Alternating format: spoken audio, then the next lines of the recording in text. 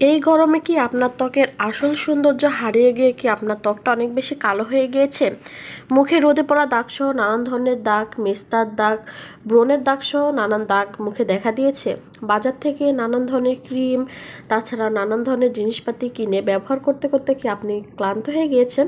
তবুও আপনার মুখের কোনো সমস্যা যাচ্ছে না, বরঞ্চ উল্টে সেই সমস্যাগুলো আরও বেশি বৃদ্ধি পাচ্ছে? যদি আপনার মুখের যে কোনো ধরনের কালো দাগ, ব্রণের দাগ, মেস্তা সহ মুখের যে কোনো দাগের সমস্যায় ভোগেন, তাহলে আজকের ভিডিওটি আপনাদের জন্যই। হ্যালো ভিউয়ার্স, আসসালামু আলাইকুম। আমি জ্যোতি আপনাদের মাঝে নিয়ে চলে এসেছি সম্পূর্ণ নতুন একটি ভিডিও নিয়ে। আমার আজকের ভিডিওটি যদি আপনারা সম্পূর্ণ দেখেন, তাহলে আপনার মুখের যে কোনো ধরনের কালো দাগ দূর করে আপনার মুখকে ধবধবে ফর্সা করে তুলতে পারবেন শুধুমাত্র এই একটি রেমেডি ব্যবহার করে। আর এই রেমেডিটি বানাতে কী কী উপাদান লাগবে সেটি কিন্তু আমি এই ভিডিওতে ডিটেলসে বলে দেব। আপনারা ভিডিওটি কিন্তু অবশ্যই সম্পূর্ণ দেখবেন, তাহলে কিন্তু সব কিছু ভালোভাবে বুঝতে পারবেন। তো এই প্রথম পর্যায়ে দেখতেই পাচ্ছেন আমি কিন্তু এখানে একটা লেবু নিয়ে নিয়েছি। এই রেমেডি তৈরি করতে কিন্তু অবশ্যই লেবুটি ব্যবহার করতে হবে। এখানে কিন্তু একটি লেবু পুরাটা লাগবে না। আমি একটি লেবু থেকে কতটুকু পরিমাণে লেবু এখানে নিয়ে নিব সেটি কিন্তু আপনারা ভিডিওটি দেখলে বুঝতে পারবেন। তো এখানে দেখতে পাচ্ছেন আমি কিন্তু খুবই অল্প পরিমাণে লেবুটি নিয়ে নিয়েছি। আর লেবুর যে মাথার অংশটুকু সেটি কিন্তু আমি কেটে সাইডে রেখে দিয়েছি। সেটি দিয়েও কিন্তু পরবর্তীতে আরও একটা রেমেডি আমরা বানাবো।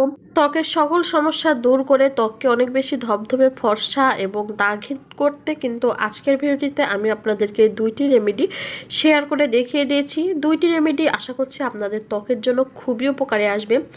যাদের ত্বকটা অনেক বেশি সেনসিটিভ, তারাও যদি এই রেমেডিটি ব্যবহার করেন তাহলে কিন্তু কোনো সমস্যা হবে না, কারণ এতে কোনো বাইরের কেমিক্যালযুক্ত কোনো উপাদান ব্যবহার করা হয়নি, যার ফলে যে কোনো বয়সে যে কোনো মানুষের ত্বকে কিন্তু এটি অ্যাপ্লাই করতে পারবেন। তো এখানে দেখতে পাচ্ছেন আমি যে লেবুটুকু নিয়ে নিয়েছিলাম, সেই লেবুর যে রসটা ছিল সেটি কিন্তু আমি চাপ দিয়ে বের করে নিয়েছি। এরপরে এর মধ্যে যে জিনিসটি দিয়ে দিচ্ছি সেটি হচ্ছে হলুদ। তো এখানে কিন্তু দেখতে পাচ্ছেন আমি রান্নার যে গুঁড়া হলুদটা আছে সেটি ব্যবহার করে নিয়েছি। আপনাদের কাছে যদি কাঁচা হলুদ থাকে তো সেক্ষেত্রে অবশ্যই কিন্তু কাঁচা হলুদটা দিয়ে দিতে হবে, অথবা আপনারা কিন্তু বাজার থেকে কিছুটা পরিমাণে হলুদ এনে সেটি শুকিয়ে গুঁড়ো করেও কিন্তু রেখে দিতে পারেন। সেক্ষেত্রে কিন্তু আপনার মুখে যখন যে রেমেডিটি ব্যবহার করবেন বারবার কিন্তু সেই গুঁড়া একটু করে দিয়ে নিলেই হয়ে যাবে। তো এরপরে আমি এর মধ্যে যে জিনিসটি দিয়ে দিয়েছি সেটি হচ্ছে চাউলের গুঁড়া। এখানে কিন্তু আমি শুকনো চাউলের গুঁড়াটা ব্যবহার করেছি। আপনারা চাইলে কিন্তু এখানে কিছুটা পরিমাণে চাউল বেটে ব্যবহার করতে পারেন, অথবা যদি আপনাদের বাসায় শুকনো চাউলের গুঁড়াটা থাকে তাহলে কিন্তু সেটিও দিয়ে দিতে পারেন। তো এখানে কিন্তু আমি 3টি উপাদান দিয়ে মিক্স করে নিয়েছি। এবার এর মধ্যে যে জিনিসটি দিয়ে দেব সেটি হচ্ছে তেল। তো এখানে দেখতে পাচ্ছেন আমি কিন্তু 1 চামচের মতো প্রায় নারকেল তেল দিয়ে দিয়েছি। নারকেল তেল কিন্তু আমাদের ত্বকের জন্য খুবই উপকারী। নারকেল তেল কিন্তু আমাদের ত্বকটা অনেক বেশি টান টান করে, তাছাড়া ত্বকের যে রুক্ষভাব সেটি দূর করে। তাছাড়াও যাদের ত্বকটা অনেক বেশি কালো হয়ে গিয়েছে সেই ত্বকটা কিন্তু ভেতর থেকে ফর্সা করতেও নারকেল তেল খুবই ভালো কাজ করে। তবে এখানে অবশ্যই কিন্তু খাঁটি নারকেল তেলটা নিয়ে নিতে হবে। কোনো কেমিক্যালযুক্ত বা গন্ধ কালারযুক্ত নারকেল তেল নিয়ে নিলে কিন্তু একদমই হবে না। তো এরপরে আমি এর মধ্যে যে জিনিসটি দিয়ে দিচ্ছি সেটি হচ্ছে আলু। আমার ভিডিও যারা রেগুলার দেখেন তারা কিন্তু অনেকেই জানেন যে আলু কিন্তু শুধু যে আমাদের ত্বক ফর্সা করতে সাহায্য করে তা না, আলু কিন্তু এমন কিছু উপাদান আছে যেগুলো কিন্তু মেস্তা দূর করতেও সাহায্য করে। তাছাড়াও যাদের রোদে পুড়ে যে কালো দাগগুলো হয়ে গিয়েছে সেটি দূর করতেও কিন্তু আলু খুবই ভালো কাজ করে। আর তাছাড়াও যাদের চোখের নিচে কালো দাগ আছে তারাও কিন্তু আলুর পেস্ট যদি রেগুলার চোখের নিচে লাগিয়ে রাখেন সেক্ষেত্রে কিন্তু চোখের নিচের যে কালো দাগটা আছে সেটিও কিন্তু চলে যাবে। তো এখানে কিন্তু আমি আলুর পেস্টটা ব্যবহার করিনি, আলুর পেস্ট থেকে যে রসটা হয়েছে সেই রসটা কিন্তু এখানে দিয়ে নিয়েছি। তো আমি আগে কিন্তু বলে দিয়েছিলাম লেবুর যে মাথার অংশটুকু সেটি কিন্তু আমি কেটে সাইডে রেখে দিয়েছি। এবারে এর উপর যে জিনিসটি দিয়ে দিব সেটি হচ্ছে চিনি। চিনি আর লেবুর রসটা যখন একসঙ্গে মিশে যায় তখন কিন্তু অনেক বেশি ব্লিচের কাজ করে। এটি কিন্তু আমাদের ত্বকের উজ্জ্বলতা বৃদ্ধি করতে এবং ত্বকের ভিতর থেকে সম্পূর্ণ ময়লা বের করতে কিন্তু খুবই ভালো কাজ করে। তো চিনি, লেবু আর তার সঙ্গে আমি কিন্তু দিয়ে দিয়েছি খুবই সামান্য পরিমাণে হলুদের গুঁড়া। তো এ পর্যায়ে কিন্তু আমার এই যে রেমেডির ব্যাপারটা এটি কিন্তু তৈরি হয়ে গেছে। এটাতে কিন্তু আর কিছু মেশাতে হবে না, কিন্তু কিছু ছোট টেকনিক ব্যবহার করতে হবে। তো এই 2টা উপাদান দেওয়ার পরে লেবুটি কিন্তু এভাবে একটু চেপে চেপে লেবুর যে রসটা আছে সেটি বের করে হলুদের গুঁড়া আর যে চিনিটা আমরা এখানে দিয়ে নিয়েছি সেটি কিন্তু একটু নরম করে নিতে হবে। নরম করে নেওয়া হয়ে গেলে আপনার মুখটা ভালোভাবে ক্লিন করে সে মুখটা ভালো করে শুকিয়ে নিয়ে তার উপরে কিন্তু এই যে লেবুটা আছে সেটি কিন্তু এইভাবে ভালো করে স্ক্রাব করে নিতে হবে।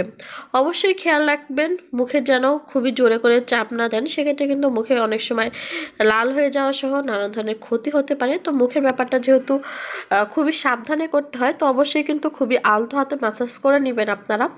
তো এখানে দেখতেই পাচ্ছেন আমি হাতের উপর ঠিক যেভাবে ম্যাসাজ করে নিচ্ছি ঠিক সেমভাবে কিন্তু আপনারা আপনার মুখে করে নেবেন।